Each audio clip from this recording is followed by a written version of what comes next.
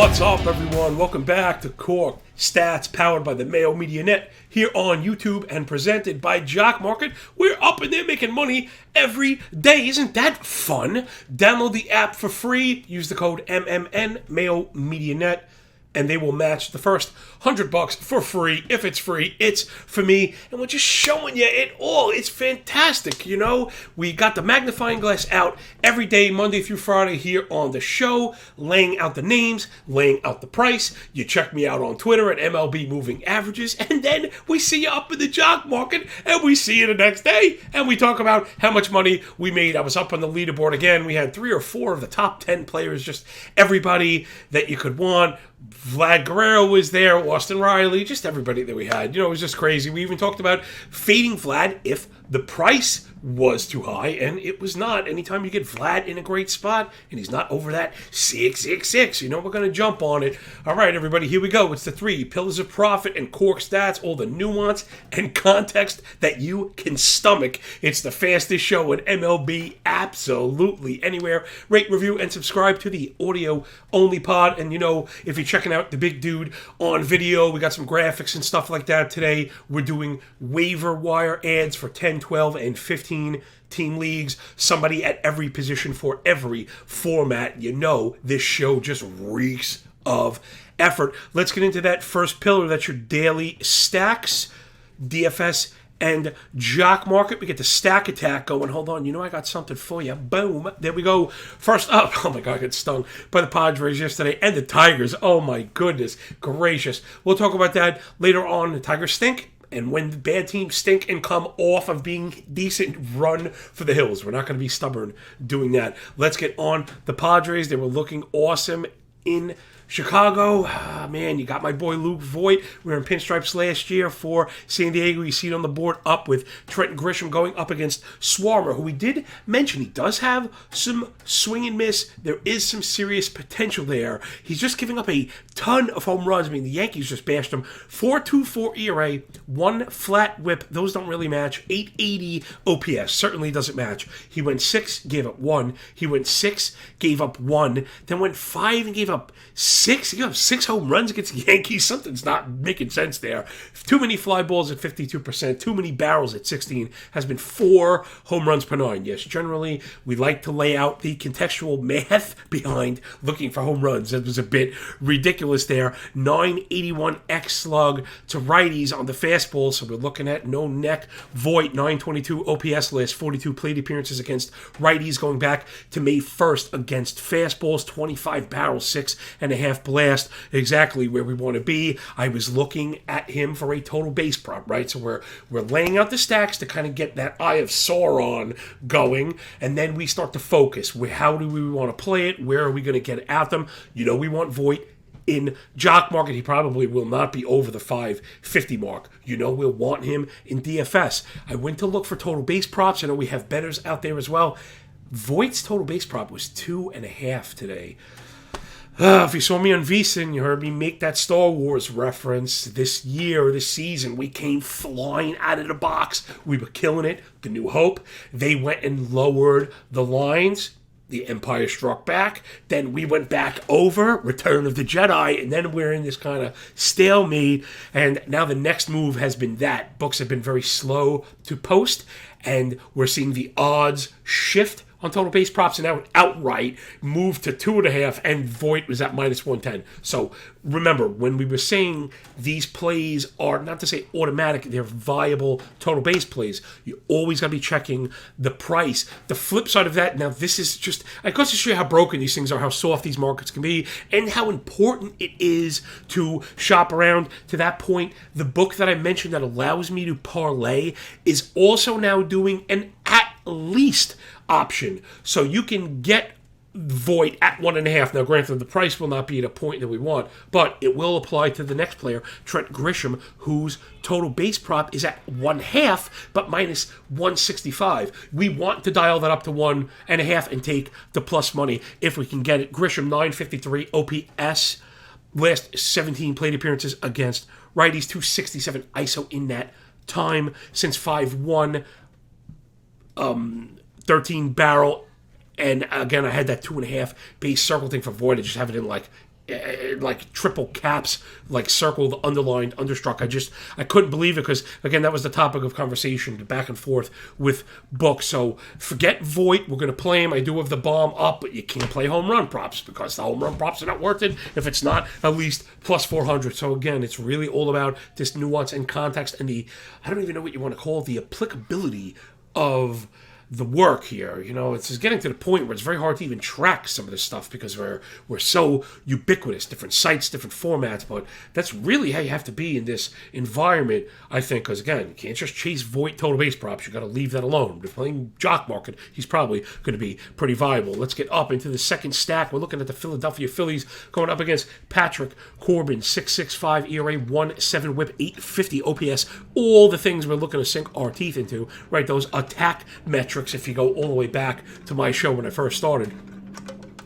Single-digit K minus walk, 90% in-zone contact rate, too many hard hit balls, 44% via StatCast. That's your 95 mile an hour raw. Metric double-digit barrel rate, 449 expected WOBA on contact year to date, 927 OPS. The lefties year to date. I'm sorry, to righties year to date, 9 of 10 home runs. To righties, though. So that's what we're going to be looking for. The sinker, the fastball, and the changeup each have a plus 540 X slug, and it goes north from there. So we want to be looking at my boy Rhys Hoskins first. Last 30 plate appearances against lefties. Double-digit barrel rate, 443 expected WOBA on contact. Last 17 plate appearances against lefties, 1,700 OPS. It's actually 1.777. Ring-a-ding-a-ding-a-ding. I think we're going to hit the jackpot on Hoskins today. Then give me Alex Baum. Last 21 plate appearances against lefties, 1,100 OPS, and he's mashing. Last 30, 473 expected WOBA on contact against southpaws. I think the Phillies going to hang some runs on the Nats today. Last one up. I think those are in the early slate. Remember, split slate today as well. Really annoying. It's 9 games. I think it's 4 and 5. So slate start IPOs at 135 and 705. So I think that's the front to back one. We're going to go to Texas against Bo Brisky. 4.24 ERA, 1.28 whip. Again, not usually exactly the numbers that we're going after. However, 810 OPS allowed in the year. Generally, 800 OPS allowed on the season is really one of the first things you want to be looking for because it's got to be either a sign of too many walks or too many home runs, too many hard balls. There's too much going on right there. Too many extra base hits. So single-digit K minus walk. There's your first sign. 44 fly ball, 44 hard hit, 13 barrel equals. Drum roll, please. More than 2 home runs per 9. All the things that we're really looking for. Plus 400 expected WOBA year to date. Nearly 900 OPS allowed to righties year to date and 8 home runs. It's the fastball and the changeup. So the fastball and the off-speed stuff getting beat up by righties. Plus 700 expected slug on each of those pitches. They're responsible for 6 of those 8 home runs. So we want to be looking at Adolis Garcia, 921 OPS against righties, last 42 plate appearances, 3 ding-dongs in that space. I did have him queued up for the total base prop. It's at minus 125. So if you do follow my work on Patreon, but don't worry, there's no paying at all. And again, just thank Patty Mayo and all the people at Mayo Media Net, our dude Matt producing, all the other women and men contributing and helping to get all this free tools to you. Again, I'm really just a one-man band, but there are other people going on, believe it or not. Well, those tools include, we're running the implied team totals, custom starting pitcher ranks, just running the algo and breakdowns plus picks and parlays. It's just everything that you could stomach, but we also highlight the entire board worth of model hits as far as player go. So again, that's player prop, viability, DFS. That's what you see the star rankings for.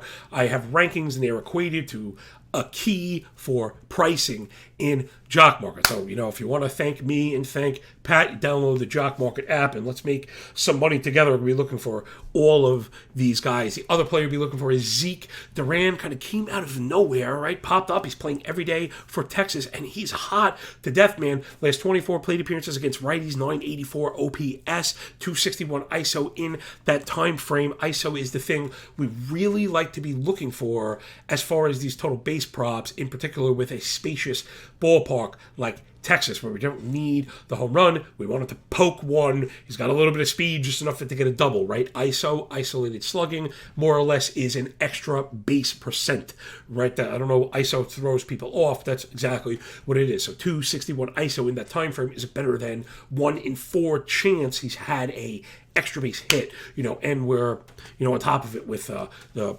splits there. So give me Garcia, give me Duran, his total base prop at 135 right now. So you're going to be seeing that on that Patreon board as well. So again, the show, as much as we love it, as much fun as we're having, as much money as we've made following along, it's really just a foundational piece. All right, so that's your stack attack. Remember, we got San Diego righties, Philly righties, Texas righties, Voit, Grisham, Hoskins, Baum, Garcia, and Duran. If you got a book that allows you to parlay all 6 of them, do it, put $5 on it, buy yourself coffee for the next month. All right, let's get up into the fantasy side. Here we go. All right, for the video listeners, you see this wonderful graphic that I've brought to you. It really just makes it a lot easier, I know, so you don't have to go back and listen to me rambling for 5 to 7 minutes every week. Jump on over if you are an audio-only listener. Hop over to YouTube and do the little swipe screenshot thing. I think this is worth it because I have at least 3 names at each position. So the top would be 10 team. The middle name is 12. The bottom name is 15. So we're really looking to be all things to all people, and while we do it in 5 minutes. So whatever, let's dive right into it. Behind the dish, 10-team leagues. I think I got to get with Gabriel Moreno in Toronto. As long as Danny Jansen is out in that lineup playing all the time, he's going to have a chance to do some real damage. 12-team single catcher leagues. I think my boy Christian Bethancourt has now played himself into viability there. I wrote him up at The Athletic about a month ago, right? So we've been getting all these home runs and steals. He's playing every day at first base and at DH. Really the most important thing. Just search catcher by plate appearances, because sometimes you'll see an average pop. Whoa, the guy's hitting 400 the last 2 weeks. He only played like 3 games, so you really got to be careful. Plate appearances at the center of it, and he's producing. So Bethancourt for Oakland. And then in 15 teams, I know Yan Gomes is back. It's very, very difficult to find catchers in 15-team leagues. That's why we've been here doing what we do. A lot of times the guys you see at the top of the list begin at the bottom of the list. So you got to get at them early, cycle while you can. Gomes, pretty viable. We've been running through Stasi. Again, we've had to replace Jansen, such is life. I've had to replace Stevenson as well. All right, let's get over to first base. We mentioned Luke Nonek Voit. He is now viable in all formats, doing his thing. Add him in point leagues as well. Next, Brandon Belt is back for the Giants. Anytime he's healthy, he can produce. After that, Bobby Dalbec for Boston. Yes, not just favoritism. Again, this is another one, kind of gold star. So we had like a L, and on top of the L, right underneath it, there's a gold star. So it's an L on my forehead and a gold star on my big nose. Because, we were really into Dalbec, drafted him. They platooned him with Cordero, who was playing. Dalbec started to show the signs we were looking for, namely K-rate, namely in-zone contact rate. This cannot be denied. The trend chart is off the charts. Check out my Twitter handle. Search Bobby Dalbec, MLB Moving Averages. He's playing every day. He's producing. Got to get with Bobby Dalbec. Boston lineup is awesome. I know he's in the back third, but, sometimes you just take what you can get. There is actually a 4th team here. It's Alex Kirilloff. Just make sure in any format that he is not out there, because he's tearing up the minors. He really is a highly touted prospect with a ton of skill. I was worried about the wrist injury translating into power, but he's yoking home runs in the minor leagues. Now, it doesn't necessarily mean he's going to come tear it up, but if we're just looking for health, right, batting practice home run, I want to see him mash. So just the fact that he could physically do it, I think the tools behind it is there, the talent is there. Minnesota is pushing, so make sure Kirilloff is owned. Over to second base, Luis Garcia for Washington. Hit a ding-dong yesterday. Washington said he'll be playing every single day. After that, Tucapito Marcano, who we mentioned early on. Again, he's one of those second base the holes that I've had. If you've lost Lowe or if you lost India earlier in the year, he's one of the second basemen we filled in with. I think he's playing himself into viability. Again, just playing every day. Then Danny Mendick, who is playing for the White Sox with TA down, and he's hitting and stole a couple bags. So, you could chase names, you could chase production. Again, we like to look at these things in terms of sine waves. Again, I don't have the time to argue the hot versus not hot right now. The problem with the not hot crowd, the hot doesn't exist crowd, the mistake they're making is they're erroneously defining it. They're improperly defining hot. It's not hot, does not mean 7 days. All right, we need to be looking at these things in terms of bands, moving averages, waka, waka, waka. All right, over to shortstop, Ahmed Rosario. I know he had a smash and grab. I know it was Colorado, but Rosario is a very good hitter and a very good player. If he's starting to show signs of getting up off the mat, he hasn't been available everywhere. I think he should be available, added in all formats. Next up, O'Neal Cruz, Pittsburgh Pirates, hinting he'll be up soon. Just make sure that he's added. I checked my home league. He was not added. He is out there, and it's funny. I'm in a bit of a conundrum because I need a shortstop right now with Jeremy Pena down, so I have the top waiver priority. We don't do fab. I should be adding Luis Garcia, but I kind of want to add O'Neal Cruz, and I might just roll the dice and see what happens. I have the most points in that league. Then in 15-team, Miguel Rojas hit a home run. I think he also stole a base this week again.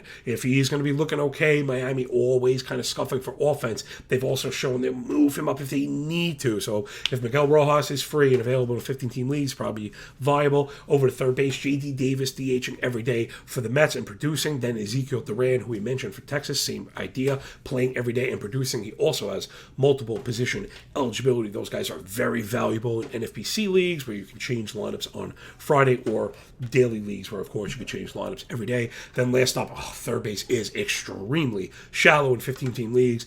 I had Miguel Franco was available in a few leagues. I was trying to use like 35% or less in NFBC leagues. I really am trying to appeal to legit 15-team players here.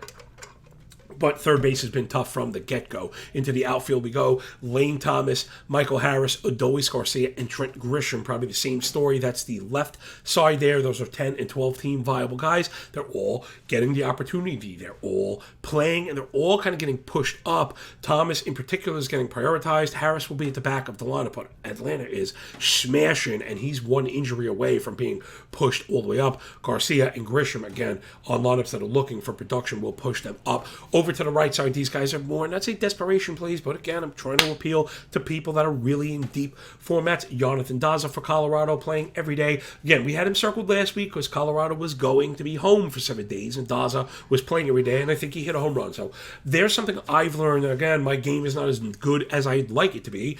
Again, I like to turn games up to the hardest setting when I first start playing NFB high, stakes. NFBC 15-team leagues are extremely difficult. I'm in the running in most of them. The fab leagues, I think I'm in like 6. I'd say I'm in an average of 6, right? I have like a couple 3s, a couple 6s, then that fluctuates like 8 and 9. My draft champions teams are all in the toilet, circling the drain. I hung my hat and getting a ton of saves from Corey Nebel, and now that's in the toilet. Once you lose draft champions, players very hard to replace. All right, so there we go. Back up into the outfield, guys you're desperate for. In Detroit, Victor Reyes. Also, I mentioned Alex Kirilloff. And then from Minnesota, probably your 15-team ad is Celestino, Geraldo Celestino for the Twins, again, playing every day. Sometimes that's all you could do when you're looking for a stopgap. If you can't find somebody that you think could stick, Daza might stick. The Rockies, you never know what they're going to do and if he's going to be good. I think Thomas will stick. I think Harris will stick. But those guys are really owned in 15-team leagues. So a guy like Celestino, maybe even Victor Reyes, might be available. Sometimes, again, that's the best you could do. I wish I could give you the answer all the time. Perfect answer to the test. And these may be it, but not that I know for sure. Let's get on to pitchers on the bump. We'll just read them off to you. These are really, it's just guys. Again, it's opportunity with a bit of production. We've been highlighting pitchers getting whiffs, limiting expected WOBA when we do the time-sorted stats. Let's get into it. Hunter Green, we were on him from the beginning of the year. Now he's like a must own in, I think, every single league. If you get a tough opponent in Cincinnati, you could sit him, but that's fine. Other than that, he's legit. Jeffrey Springs and Graham Ashcraft, who I covered at The Athletic, both legit, I think will stick. Andrew Heaney will be back for the Dodgers this Sunday. Make sure he's added. If not, make sure you pick him up. Mitch Keller, I know he's whipsawing people, but I picked it up on Twitter. We saw a pitch mix change. We may see the K's tick back down, but if he's going to pitch more to weak contact, then Keller could be viable. Braxton Garrett for Miami Marlins got a shot. He looked pretty good. Edward Cabrera is hurt, so I think Garrett is definitely going to get a shot. Make sure he's added. Then Swarmer, who we mentioned for the Cubs. Right now, I don't know. We're going to look at him today. So if you have daily leagues, you have a spot, you're desperate, you pick him up and wait and see. But we're going to get our answer. I'm not so certain how this is going to go today. If he gets destroyed, you probably pull that one back. Let's get into some bullpen help. Finally, there is some bullpen relief. I generally am not into spending on relievers. This year, I think you have to. So again, you got to be malleable, and as long as you back up your argument, I think it's okay. If it's not flip-flopping when you get new data. Relieving is a disaster right now, and if you have a chance at getting saves, especially ones that could be good saves on good teams, and namely Tanner Houck for Boston Red Sox. Schreiber, I think was the other guy. I think it's Houck. They've been talking about it, and the one pushback has been usage. They've been reticent to use him in back-to-back days that they've mentioned, but I believe that they might get him to that point. Something, the teams don't want to be responsible for hurting guys for overusage, but they could stretch him into it. They do have programs for these things. So Houck getting saves on Boston, who's mashing, really could be, an RP1 if things all broke right for him. Kendall Graveman could be an RP1 if almost most of the things look like they've already broken right for him. Hendricks is saying it's not that serious. Right now, that's your opportunity to buy up, because forearm strains turn into IL stints, turn into 60-day IL stints, turn into, sayonara. So, especially with the White Sox, they're going to be getting players back. They're meh. They're not great because they're so injured, but as they return to form, we know they could get good with the weather getting warm.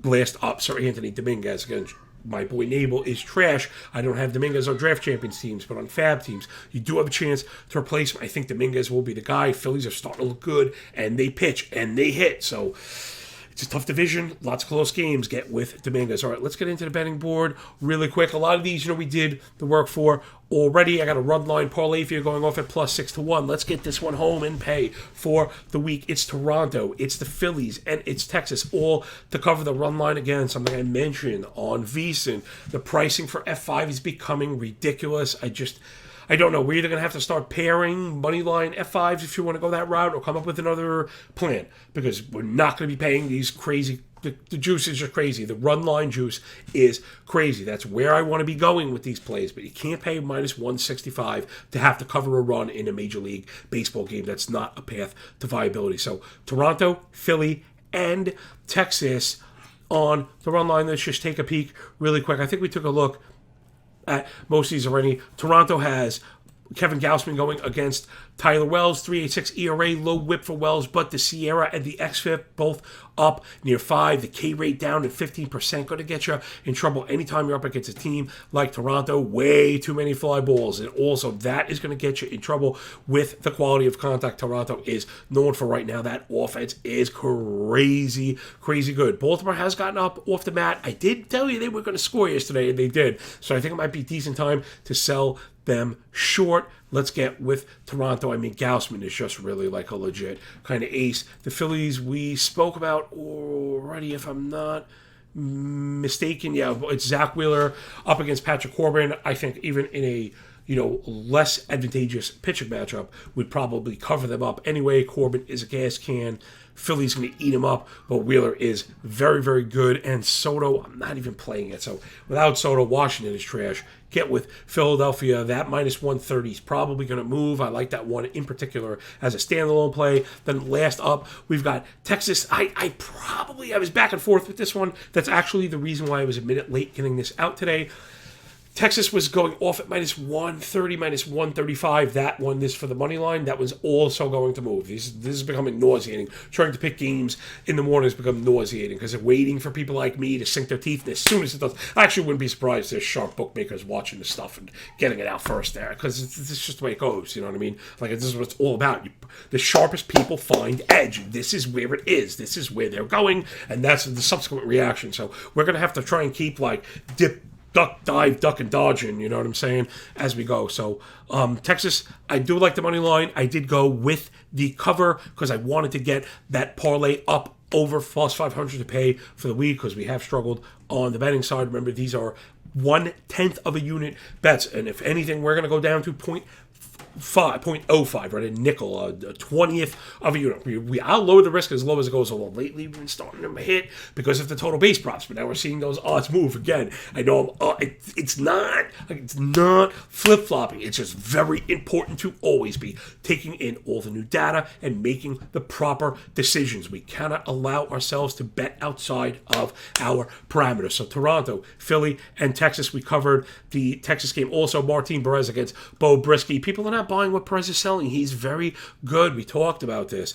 He's also getting swing and misses when he needs. His command is elite. When it turns, then we'll bail. Detroit is terrible, and we have Texas to beat up on Brisky. So give me Texas to cover up at plus 110. But if you're not into that one, I think stay alone. Minus 130 for the Texas money line. I think gets home for sure. And I do have the one total base prop. It's Ezekiel Duran at plus 130. But I have a couple people have hit me up for signups for the ability to parlay props. Like that to me is the way to go when they're not plus. So if you see a plus, you take Duran. But like yesterday, I parlayed the Boston guys. We hit those. I parlayed the Toronto guys, and I hit those. Just because I'm experimenting with those. If I don't mean to be playing stuff that I'm not posting, but I do experiment with stuff myself. I have to back tough stuff before it makes the grade, right? Before I can kind of put it out there, I want to make sure that I'm able to do it. I'm just playing with a few bucks here and there, but percentages are percentages. So I think that'll do it, everybody. How great is this show on this terrific Thursday here in Cork Stats? Love you much. Download the app, Jock Market, baby. Use the code MMN, and we'll see you up on Wall Street tonight doing the thing that we do. Me, you, and the Cork Stats crew, man. It's Voigt and Grisham, Hoskins and Alec Baum during the day, Ezekiel Duran, and Adolis Garcia at night. But also remember, you can follow me up on Twitter, and that will have the link to the Patreon page for the more full, for the full Monty. I know we have more extensive players. We have players that have different approaches. And again, remember, more plays doesn't necessarily mean more risk by dollar. It just could mean less risk by total, right? Meaning if you bet one unit 1.00 U and you have one play, you could bet a unit. You could have 10 plays, still bet one unit, and bet 1/10 of a unit. You could go up to 100 plays and not have to bet any more than that one unit and bet 0.01 unit. So that's really the lesson for today. Always a thing to keep in mind. It's not like volume means getting in trouble, because that's really when the novice bettor gets burned. They think more playing means more action means more total risk. It doesn't. More action actually means less total risk. So I like more action because more plays that we have marked that put us in a probabilistic advantage, the better chance we have for those to play out in our edge. I mean, that's just the name of the game. Why people have diverse portfolios on Wall Street. So there's like a double, triple feather as we get out of here. I'll see you up in the Jock Market. Rate, review, and subscribe to the audio only pod. Pretty please press the like button. I can't believe how stupid I sound. Like I don't know. I'm begging for like please, somebody like me. Somebody like me. Comment and tell me how stupid I sound. Begging you to like me, but press the like button while you do it, because that stuff really matters. Catch me on Twitter. And make sure you tag Patty Mayo and tell him how good of a job I'm doing. All right, everybody. I catch you on the flip side. Remember, when you work this hard, it feels a lot less like luck, yo. Peace.